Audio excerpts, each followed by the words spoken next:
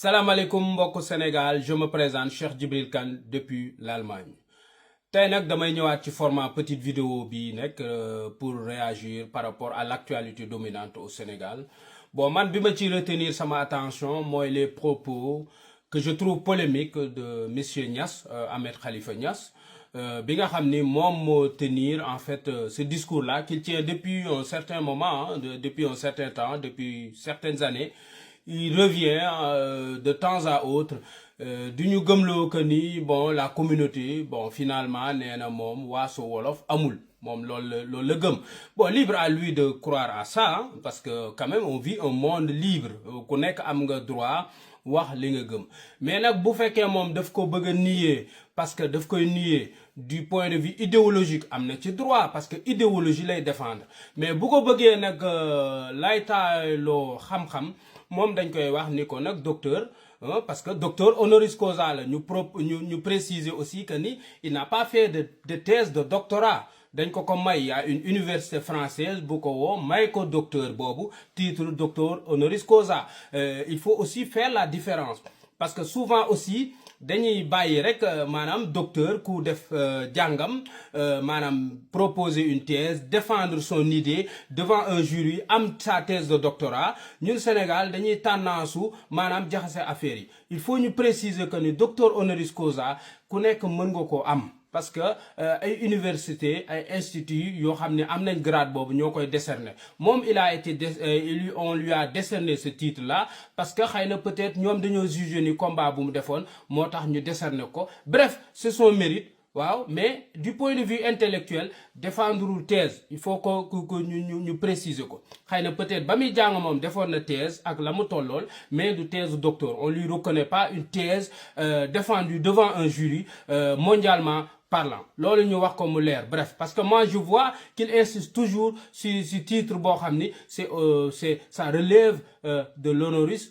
causa comme ni ñuy wax ni docteur buñ ko may la. Voilà, loolu du sujet bi, mais juste c'est pour lui pour essayer de répondre. Bref, restons sur le sujet. moom mu ni en fait bind na ay livres yu wane ni wolof bon nu mu koy défendre ci alpulaar la jógee bon devant l'ancienne ministre de la justice, devant madame je pense l'avocate Aïssatou Tall Sall moom la doon tenir de tels propos. Bon, on voit même gêne bi nga xam ni moom la madame l'avocate la députée l'honorable Aïssatou amoon parce que du sujet yoo xam ne mën nga ko aborder nii ak nit nii d'une manière libre pour défendre en fait benn cause boo xam ni c'est peine perdue. Parce que wolof moom li mu doon Sénégal yàlla moo ko def te yàlla moo tànn wolof def ko lii mu def. Moi qui vous parle par exemple, j'ai des origines alpulaar. Mon père est alpulaar. Moi je suis descendant direct de l'Almaami Abdou Khadre Kane. Voilà, ñun xam nañ fi ñu jógee mais néanmoins li wolof yi def ci ñun duñ ko mës a nier. Voilà, diggante Kajoor bi ma juddoo Bawal ak Jolof ak Waalo ñun Sénégal la ñuy défendre. Et puis l'unité nationale mooy li nga xam ni mooy sacerdoce bi nga xam moom la ñu Senghor bàyyi loolu la ñuy défendre. Mais restons dans les faits d'une manière académique. Bon, je vais vous présenter des ouvrages yi nga xam ni ñoom dañoo dem dans le sens contraire de Ahmed Khalifa Niass. Monsieur Niass, moi je l'appelle Monsieur Niass. Je mets même le statut de marabout parce que quand il parle pas en tant que marabout. Il nous a invités à un débat intellectuel. Nous aussi on réagit d'une manière intellectuelle. Donc je reste sur le terme Monsieur Niass, le vocable Monsieur Niass. Monsieur Niass, donc moom xam nañ ay positions. Ces positions voilà ne sont pas cachées.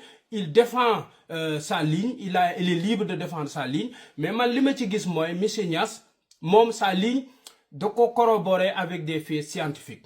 Linguistiquement parlant proposé wuñu dara, nee na bind ñu ay livres ñu ngi xaar mu livres yi génn ba les linguistes prononcé wu. Moi je suis pas linguiste donc c'est pas mon rôle di s'y prononcer. Bon, nee na historiquement parlant je peux intervenir, donc j'interviens en tant qu'historien dans le cadre historique du terme. Moom nee na anthropologiquement parlant joxewul dara, sociologiquement parlant joxewul dara. Voilà, régionalement parlant, géographiquement parlant joxewul dara. Bref, monsieur Niass proposé wul dara lu ma gis lu mu proposé ko mooy un combat idéologique. Am na nag sa pensée idéologique, il est libre d'avoir une pensée idéologique. C'est cette pensée idéologique qui l'a ramené dans un passé récent à déclarer, va faire des déclarations outrageantes contre la personne, le personnage du professeur émérite Cheikh Anta Diop, mais ñun les disciples de Cheikh Anta ñun tontu wuñ ko ci parce que bokkuñu loolu man je trouve que ça c'est malsain nit ki faatu na et puis nga nekk indiwoo xam-xam tontu ko ci son combat mais ngay dugg dans sa vie personnelle privée di ci wut looy wër. Donc bref, c'est pas le sujet, mais pour le sujet ñu reste ci parce que am na ñu tontu monsieur Niass ñoo xam ne ils sont vivants. Moi je prends l'exemple de ce document-là.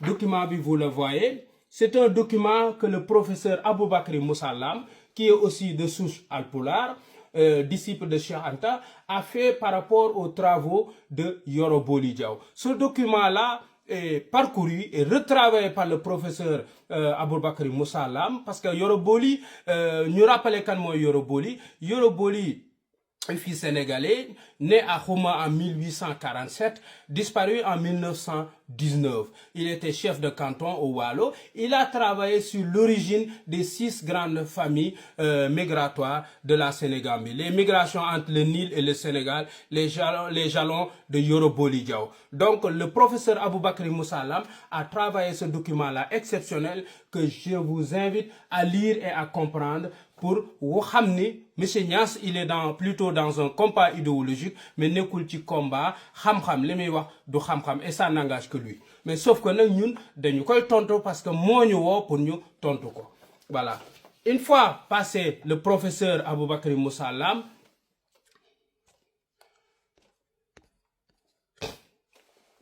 je vous invite aussi à voir ce que Cheikh Anta avait dit par rapport à l'origine des Wolof et des populations sénégambiennes. Dans Nation Nègre et Culture, Cheikh Anta, il le mentionne quelque part. Donc, objectif du vidéo bu gàtt la du fi nekk di leen wax la page, mais sachez que aussi l'ouvrage a traité ce sujet-là. Boo demee aussi ci Cheikh Anta, di nga fa fekkaat aussi l'Afrique noire précoloniale.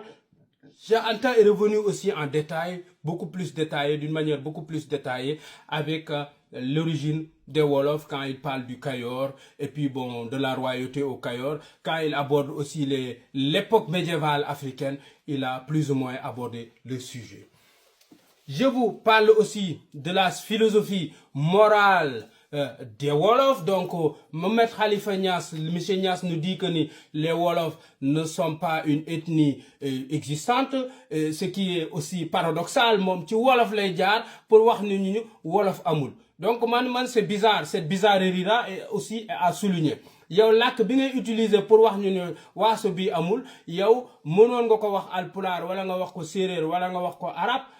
Mais da nga préféré wax ko ci maanaam wolof pour wax ne ñu wolof moom amul. Donc le professeur Assane Sylla, une référence absolue, vraiment est revenu pour nous dire, pour parler même de la philosophie morale des Wolof. Donc quelque part le professeur Assane Sylla aussi est à suivre. Voilà, je vous aussi remets pour le goût du jour la thèse de doctorat écrite en 1970 ou bien 71 si je me trompe pas, je pense 71 de ma référence, l'une de mes références dans la grammaire classique arabe, vraiment celui que je considère comme le monument de la langue arabe en terre sénégalaise. Mooy ki nga xam ne mooy le professeur Amar Samb. Amar Samb il fut un pionnier. Amar Samb véritablement pas en guise de plaidoirie ma wax ko les autorités actuelles que ni Amar Samb il mérite des éloges nationaux, il mérite vraiment ce fut une référence absolue, nationale, intellectuellement parlant. Le professeur Amar Samb est revenu sur l'origine en fait du Sénégal. Moi j'ai beaucoup appris avec sa thèse que j'ai pu obtenir lors de mes recherches à l'IFAN. Donc je vous conseille de revoir et de lire ce que dit Amar Samb par rapport au Sénégal et les origines du Sénégal depuis le Tekrour jusqu'au Sénégal d'aujourd'hui. Donc voilà une référence absolue. Je vous maintenant mets par rapport à ce que moi j'ai pu collecté des documents, les cahiers de Yoro Boli Diaw. Il y a aussi sur les cahiers de Yoro Boli Diaw, le Sénégal d'autrefois, études sur le Walo, cahier de Yoro Diaw. Donc c'est publié par Rousseau, mais aussi relu, commenté par d'autres. Donc il y a des documents exceptionnels qui reviennent pour nous parler en quelque sorte d'une manière détaillée sur les Wolof. Parce que les Wolof, leur particularité, moi, dafa nek ben waaso bo xamni ça a été étudié grandement. Légui nak argument yi nga xamni moy les arguments scientifiques, les arguments intellectuels que je vous ai présentés, ñom ñoy défendre les Wolof. Motax man pour moi, il y a d'autres. Je peux citer le professeur Souleymane Niang. Je peux citer aussi l'Académie Wolof qui sont là. Les Wolofone comme Baye Yadi Kon, suma mag, suma grand, ñom gis na len ñu jéma tontu. Li ñu def lolu moy xam-xam. Ñun on va pas aller dans le sens idéologique comme M. Niass, parce que M. Niass, apparemment, il a d'autres combats. Il n'a pas un problème avec l'existence des Wolof. Il a un problème avec lui-même. Avec lui-même parce que peut-être ses origines Wolof, mom lolu mokay déranger parce que son père, son grand-père Mam Ablaye Niass mi nga xamni ñun référence la ci ñun te dañ koy ñaanal Yalla muy gën di yok ay léram ndax suñu kilifa la. Mam Ablaye, il est né au Jolof. Donc quand il est né au Jolof, bo topé ay originam mëno ko génné ci Wolof, même budul Wolof tamit Wolof yi mom taxawu nañ ko. Voilà ta Mam Ablaye mom musul wax lu bon jëmé ko ci Wolof. Le père de Monsieur Niass, Mam Khalifa aussi, parce que Mam Khalifa lañ koy wax, mom aussi dañuy japp ni référence la ci ñun. Bref, ñun mom ay originam xala buñ Wolof. Moi, s'il a un combat personnel à régler avec la communauté Wolof, un combat personnel à régler avec son statut de locuteur, parce que c'est un locuteur finalement de la langue Wolof, moi, quand j'ai vérifié aussi, même ça, son niveau d'arabe, les amis arabophones m'ont dit que ni dégoul arabe. Bon, lol, c'est un autre débat, en tout cas, français, c'est pas un français soutenu, c'est pas un français académique. Voilà, mais bref, d'où pour juger l'homme, le monsieur Niass. Non, juger wuñu ko. Dañuy apporter rek lim ñu invité, le terrain bu ñu invité pour wan ko ni en fait la famille Wolof a aussi des éléments qui peuvent aussi apporter des réponses par rapport à son défi. Mën nañ ko défier. Bon, s'il veut, ce que je propose, s'il veut, monsieur Niass, à travers cette vidéo, recevez aussi mes salutations les plus distinguées pour vous inviter aussi à une invite, si vous voulez, monsieur Niass, en tant que non ou bien contre l'existence de la communauté, de l'ethnie, pour ne pas dire l'ethnie, le groupe ou bien du clan Wolof, je vous invite solennellement à un débat public. Vous apportez tout ce que vous avez comme matériel intellectuel, idéologique, voilà. Nous aussi, de notre côté, je dis nous, parce que j'en fais partie, je peux citer le professeur Souleymane Niang et les autres de l'académie, nous aussi, nous indi suñu bagage, et que ça fasse l'objet d'un débat national et qu'on tranche cette problématique-là, cette opposition-là qui semble vous animer depuis des années contre, en fait, la communauté Wolof. C'est très simple. On est une république, un pays où le débat, le dialogue est une source de kérosène qui fait fonctionner les neurones, qui fait fonctionner les Sénégal. Bref, pour ne pas m'épancher et puis aller dans tous les sens, je reste sur mon sujet. Mon sujet, moi, là, encore une fois, à travers cette vidéo, M. Niass, de l'inviter à un débat serein, nous trancher, voilà, cette opposition-là. Yo, de votre côté, vous défendez et vous persistez à croire que l'ethnie Wolof amoul, même la langue qui vous fait véhiculer ce message que les Sénégalais entendent, moi la langue Wolof, yow bo nié lépp ko nié nga ko né nga métissage là, né nga ci alpulaar la jóge, tantôt waxon nga ñu ci séeréer yi la. Bref, on va pas s'éloigner du sujet, mais en tout cas lolu lañu bëgg retenir. Légui nak so paré nga wax ñu. Sinon le reste dañuy considérer que ni c'est idéologique. Man lolu la japp, mais mënuguma ko prouver. Bon, intellectuellement parlant, académiquement parlant, scientifiquement parlant, linguistiquement parlant, anthropologiquement parlant, tous les termes qui vont avec, indi woo preuve. Jusqu'à présent, indi woo preuve. Yow rek sa pensée, comme ni nga ko waxee, say œuvres yi nga bind, yow loolu doyul. Soutenir ko devant un jury, devant ay borom xam-xam. Comme li amoon en 74 avec le colloque du Caire pour trancher sur l'origine des Égyptiens, man, je vous appelle.